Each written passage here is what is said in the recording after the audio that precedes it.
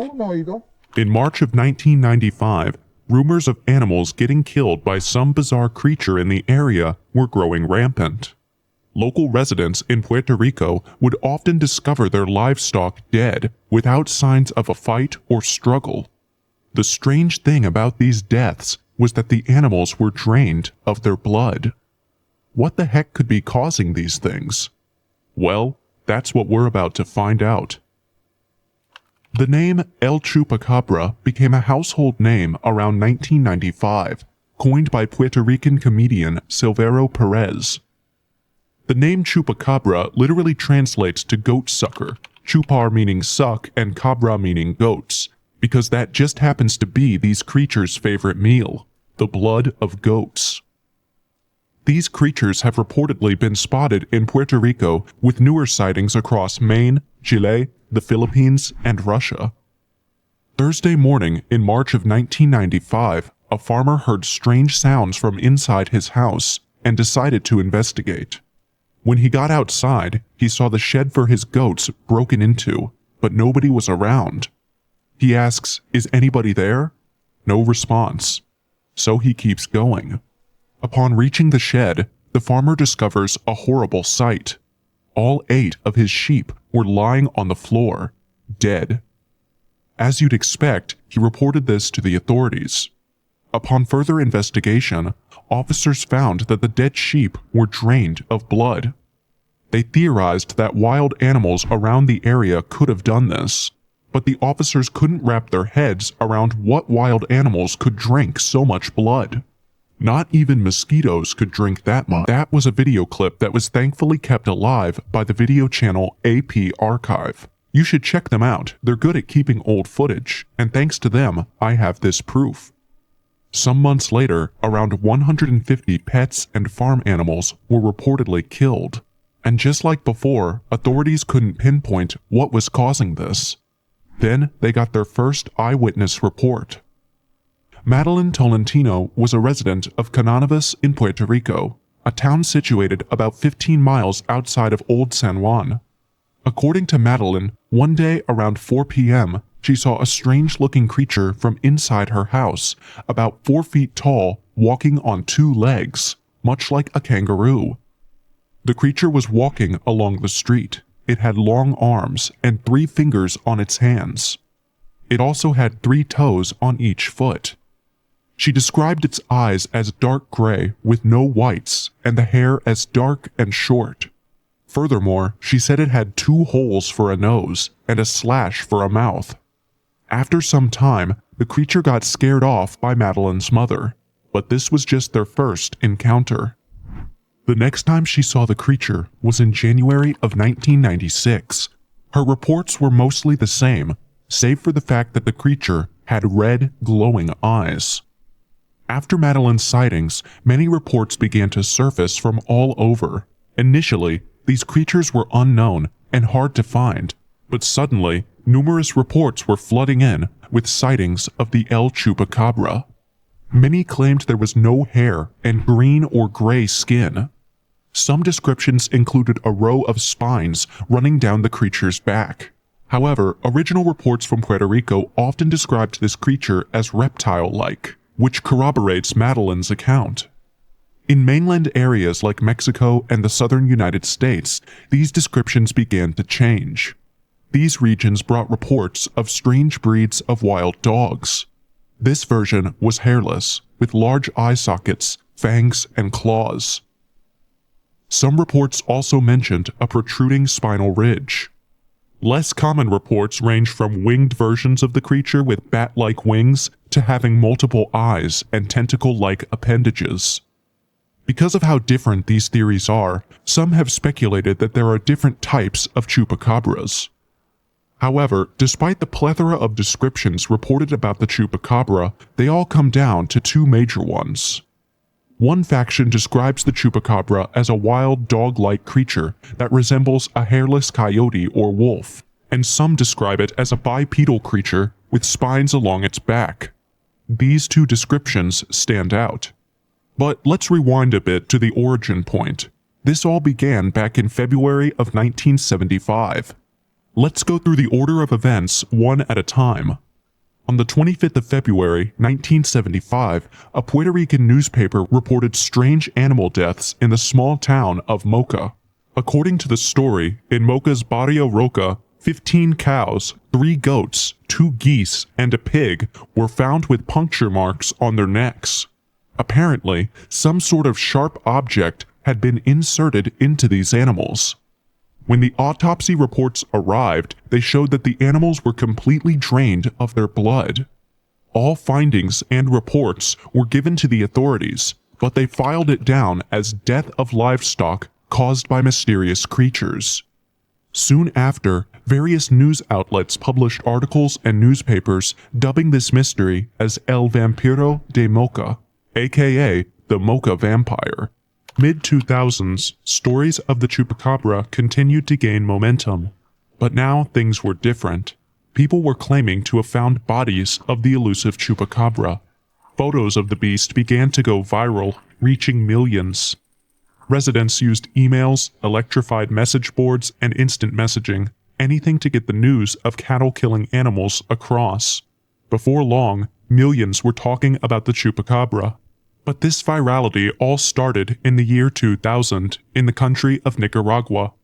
Local ranchers in Nicaragua had been all too familiar with reports of killings of livestock. One particular Nicaraguan rancher wasn't going to take any chances. He prepared his rifle and sat watch. One afternoon, while scoping his ranch, he saw a strange animal trying to attack his goats. The rancher was ready. The animal dropped dead. Strangely, when the rancher left his post to look for the body, he couldn't find it. A few days later, a ranch worker found the carcass. It was a hairless, rangy-looking canid. This was the first ever body that had been found. The main theory after finding this carcass was that it was a genetic experiment or a cross between a wolf and a crocodile. And to be honest, I can see the mix. Then, 7 years later, the same creature was spotted slipping through south-central Texas in broad daylight. It was the naturopathic doctor and hunter Phyllis Kanian who saw the strange animal.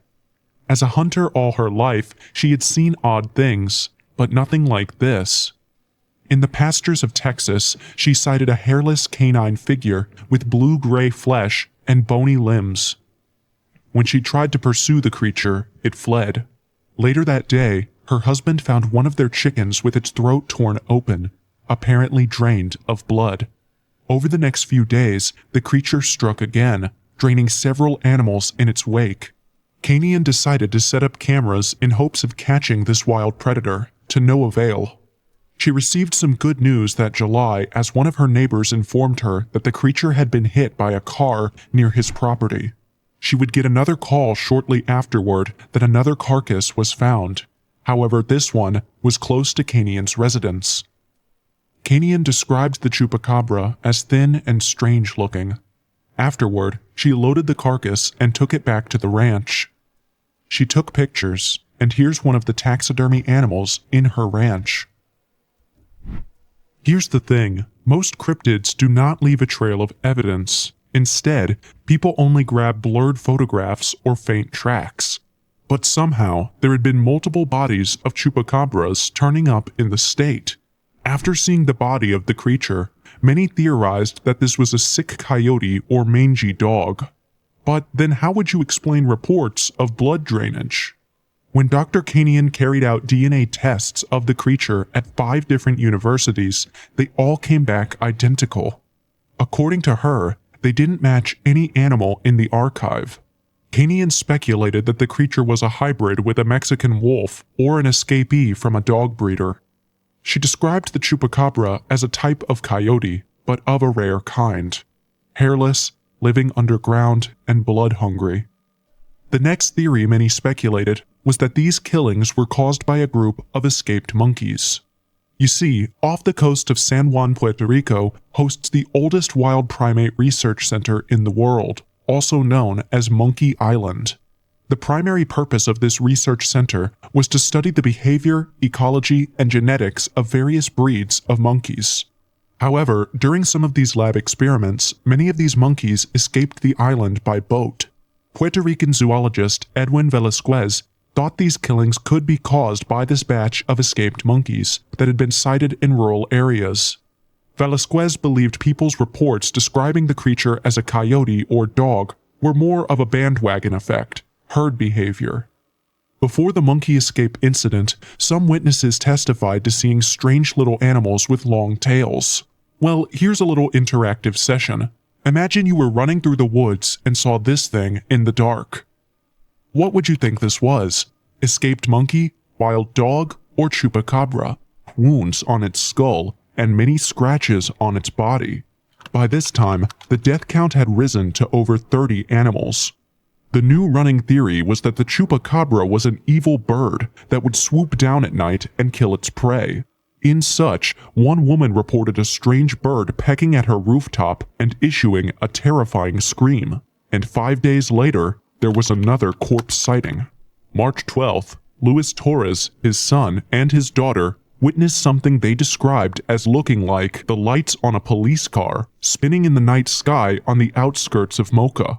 Torres believed this UFO sighting was connected with the strange Mocha vampire. He said, the object had been flying over fields in which some of the strangely killed animals had been found. This report led to many theories about alien involvement. Next was March 15th, when one of the local farmers in Puerto Rico reportedly lost 34 chickens to the Mocha vampire during the night. At this point, the total death count was 90 animals in 14 days. You could try hard to find logic to this, but that didn't change the fact that animals were dying. Their bodies were proof of some sinister force at play. In such, to quell all assumptions about wild animals, between March 15th and March 17th, Luis Torres killed 2 Puerto Rican boas. These snakes were unusually large, at around 6 feet long. Luis Torres claimed that the massive snakes were about to attack his cattle when he captured them and killed them. Not surprisingly, the talk of the town was about farmers losing their livestock to evil creatures, and in a bid to silence these talks, the media immediately threw on the headlines. Mystery solved, strange death of animals caused by 2 Puerto Rican boas. But this mystery was far from solved. The very next day, 2 goats were found dead, and you guessed it, drained of blood. The man who discovered them was Hector Vega. In his account, the goats had puncture marks on their necks, and the punctures were so deep they had gone right through the brains of the animals. Moreover, whatever caused these fatal injuries came back the next night for more. The following morning, Hector discovered 7 goats injured, 10 killed, and 10 more missing. Seeing how out of hand the situation was getting, the Senate Agricultural Commission got involved and started investigating the case by talking to local farmers and law enforcement. Furthermore, Senator Miguel Nicolas Dienes requested the police to double their efforts in getting to the bottom of the situation. Basically, he was telling them that this wasn't caused by a vampire. Dig deeper. Yet, the killings persisted. March 23rd. One evening, Juan Muñoz reported to police quarters, panting and out of breath. The police immediately knew the killer had struck again. Juan claimed to have been attacked by a horrible creature covered in feathers while returning to the Barrio Pulido of Mocha. According to Juan's account, he saw the creature and threw stones to frighten it away. Instead, it flew at him. He took cover in the bushes and then hid at a neighbor's house. Did anything stand out to you just now? Flew? Most reports at the time had no mention of wings on the creature.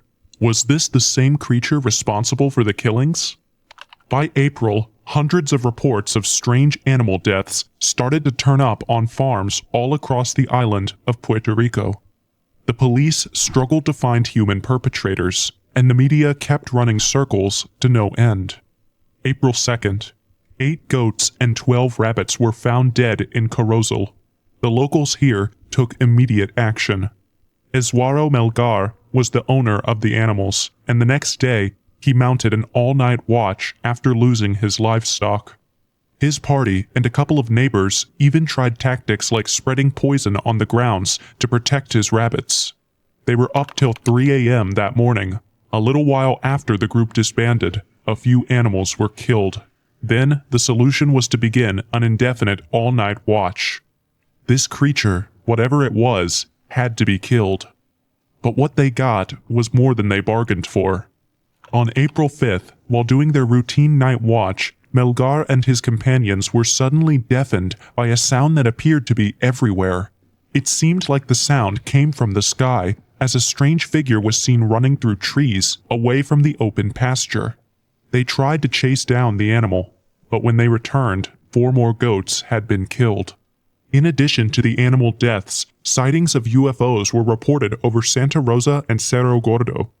These reports describe a giant cigar-shaped object with rectangular portholes emitting yellow light. The object in the sky was there long enough for the locals to take in the full view of said object. After a while, it zoomed into the sky and vanished. These deaths continued until towards the end of July. All of a sudden, they stopped. There have been many speculations as to why the animal deaths suddenly stopped, but all hold little to no weight. But 20 years later, the killings returned. Well, this was a crossbreed of a wild dog. In other words, a normal, unexplored animal. Regardless, many people, as well as Dr. Kanian, believed the chupacabra was just an undiscovered creature. The director of the International Cryptozoology Museum felt the same way. In his words, the general acceptance of the dog with mange and various theories from the media is detrimental to work that could lead to the discovery of a new species. When Puerto Rican residents heard the new species theory, they believed the United States government was responsible. And there are reasons for this.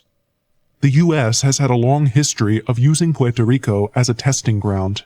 Here's a quick rundown. 1940 to 1960. The U.S. conducted various experiments with biological and chemical weapons in Puerto Rico on the island of Vieques. They used agents like sarin and mustard gas. 1960 to 1970, the U.S. military stored and tested Agent Orange, a herbicide used during the Vietnam War. 1970 to 2003, Vieques Island was used for military training exercises, including live bombing and amphibious landings, until they ended in 2003. So, possible involvement by the U.S. came as no surprise to the Puerto Ricans. Strangely, UFO researchers claim there's a secret U.S. facility in Chile where likely chupacabra attacks also occurred. According to skeptic and author Benjamin Radford, some Chilean soldiers had captured a chupacabra family that had been living in a mine north of Calama. He further stated that a team of NASA scientists arrived in a helicopter and recovered the chupacabra family. According to this story, the chupacabra family had escaped from the secret NASA facility in the Atacama Desert of northern Chile. This escape happened while NASA officials were trying to create hybrid beings that could survive on Mars. I wouldn't blame you if I saw no vote of hands for this particular theory. Well, now that you have all the information, as well as the theories, what do you think caused these animal killings? Let's take a few clicks back.